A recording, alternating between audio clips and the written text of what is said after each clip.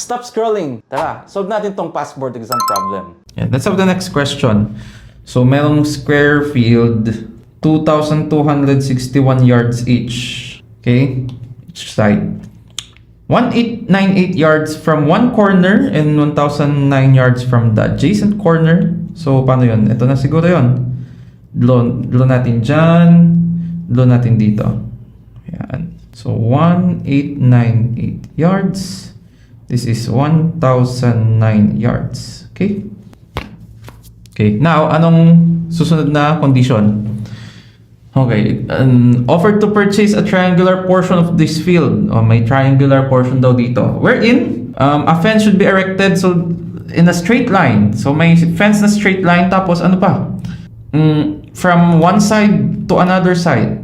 Okay? Ano pa? Make sure that the triangular portion was of minimum area and the narrowly was part of the fence. So pag nag-drawing daw tayo ng line, yung narrowly na to, dadaanan yung line na yon. At the same time, two adjacent sides ang tatamaan nung fence na yon.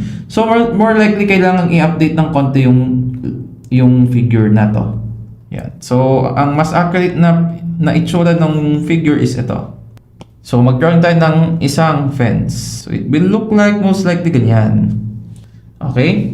Now, ang gusto is maliit yung area na yan. Okay? Smallest yung area na possible na yan. And then hahanapin yung length nito. Yun.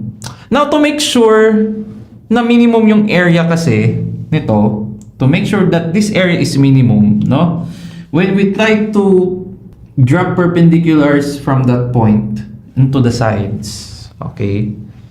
Yan. Siyempre, rectangular yan, no? So, this is A. This is B. Yan. Ano pa? Ano pa? Tignan nyo guys, pag i-minimize natin yung area na to, dapat minimize din yung area nito. Okay?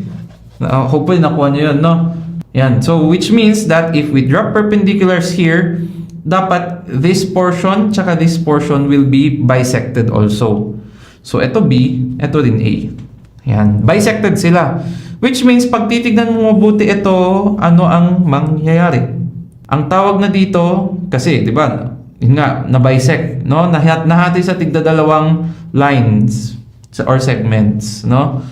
Which means that this should be the median to the hypotenuse. Okay, take note of that term, median to hypotenuse. Kasi pagkatapos yan, makukuha na natin kaagad yung length. The median to the hypotenuse is simply half of the hypotenuse. So yung 1,009 yards, 1/2 lang yan ng length ng fence. Kaya pag times 2 mo na yan, yun na yung length ng fence, 2018. And that's the answer for this problem. Anong gusto nyong sagutan natin next? Comment down below. Follow this page for constant reminders to get back on track.